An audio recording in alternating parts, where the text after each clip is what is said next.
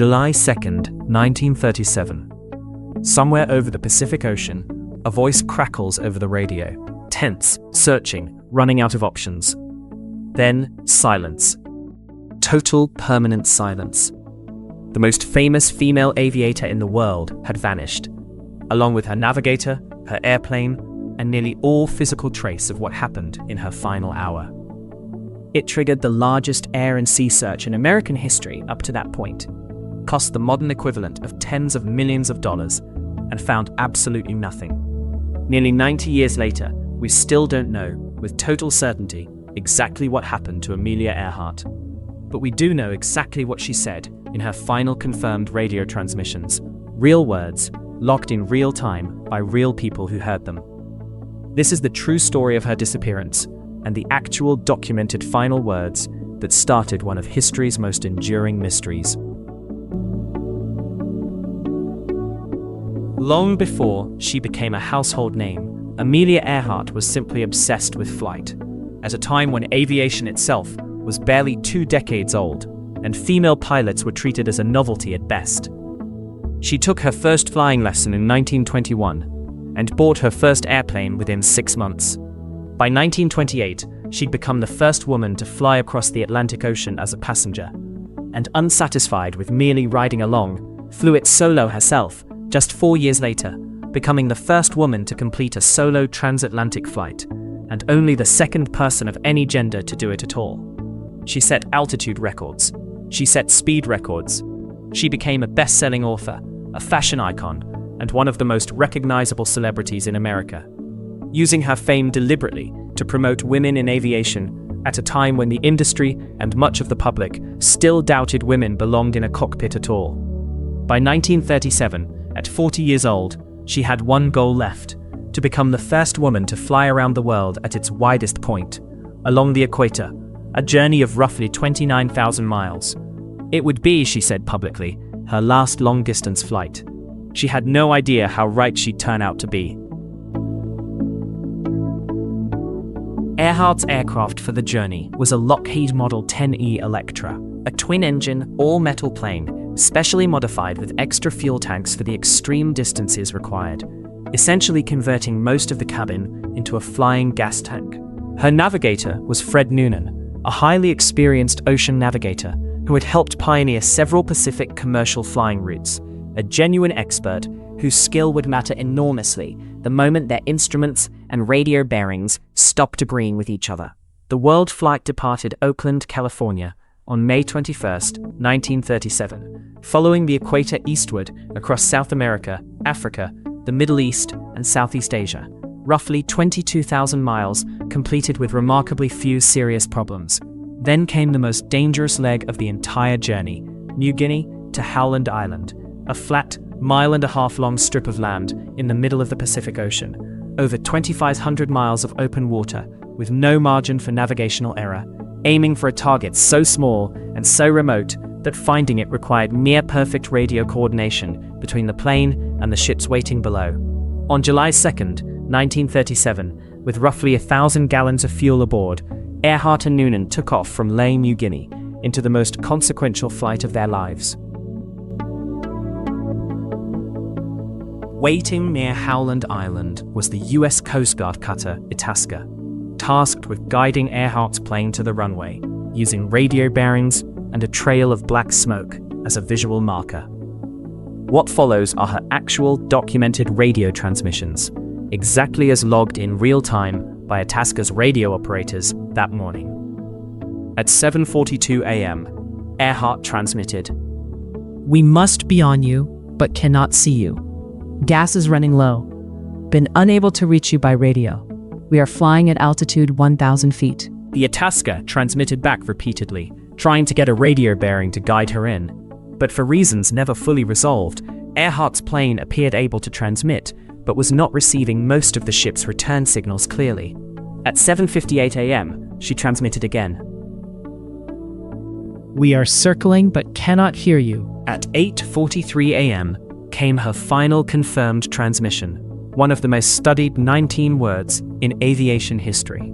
"We are on the line 157337. We will repeat this message. We will repeat this on 6,1000. After that, nothing. No further confirmed transmissions were ever received from Earhart's aircraft, by the Itasca, or by anyone else, ever again. Within hours, the US Navy and Coast Guard launched what became at the time the largest and most expensive air and sea search operation in American history. The battleship Colorado and the aircraft carrier Lexington, along with dozens of support vessels and aircraft, scoured over 250,000 square miles of open Pacific Ocean over the following 2 weeks, an area larger than the state of Texas. They found absolutely nothing. No wreckage, no oil slick, no debris field, no confirmed radio contact after that final transmission at 8:43 a.m. On July 19, 1937, the search was officially called off. The US government's formal conclusion, based on the available evidence, was straightforward and unsentimental. The plane had almost certainly run out of fuel and crashed into the ocean, sinking beyond any realistic hope of recovery in water estimated at over 3 miles deep in parts of the search area. It should have been, in most respects, the end of the story, a tragic accident, thoroughly investigated, formally closed. Instead, it was only the beginning of one of the most persistent mysteries of the 20th century. In the decades since, 3 main theories have dominated public discussion, and they are not equally supported by actual evidence. The official theory: Earhart's plane ran out of fuel and crashed into open ocean near Howland Island, exactly as the original 1937 investigation concluded. This remains, among most historians and aviation investigators, the leading explanation, grounded directly in the final transmissions themselves, which describe dangerously low fuel and an inability to locate land. The captured by Japan theory, a persistent, popular claim that Earhart and Noonan were secretly on an espionage mission, were captured by Japanese forces and died in custody. Despite decades of investigation, this theory has never produced verified physical evidence, official documentation, or credible eyewitness testimony that has survived serious historical scrutiny. It remains, by the standards used to evaluate the other theories, almost entirely speculative. The Nikumaroro castaway theory.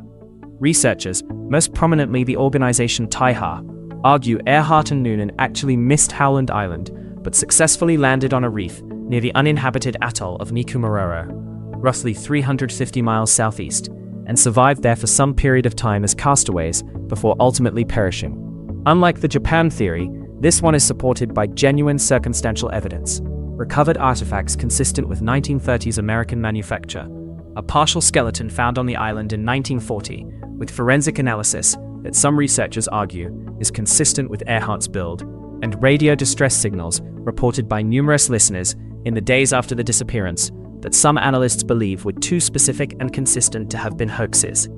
It remains unproven, but it remains, unlike the espionage theory, a genuinely debated scientific question, not settled fact, and not baseless speculation either.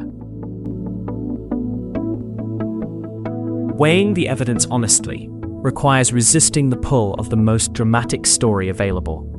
The fuel exhaustion theory has the strongest direct textual support. Earhart's own final words describe low fuel and an inability to locate land, precisely the conditions that would precede a forced ocean landing. Its weakness is simply the absence of any physical wreckage ever confirmed, in an ocean deep and vast enough that this absence isn't, on its own, particularly surprising. The Nikumaroro theory has produced genuinely intriguing circumstantial evidence over decades of expeditions, but intriguing and conclusive remain very different standards, and no artifact recovered from the island has yet been definitively, unambiguously matched to Earhart, Noonan, or their specific aircraft through DNA or serial number level physical evidence. The Japanese capture theory, despite decades in popular culture, simply has not produced evidence that survives serious scrutiny. No verified Japanese military or government documentation, despite extensive post-war historical access to Japanese wartime records, has ever substantiated it. The honest answer, nearly 90 years later, is that we know precisely what Earhart said in her final confirmed minutes, and we still do not know with real certainty exactly what happened in the hours that followed. Amelia Earhart's disappearance turned her into something larger than the very real, remarkable career that preceded it.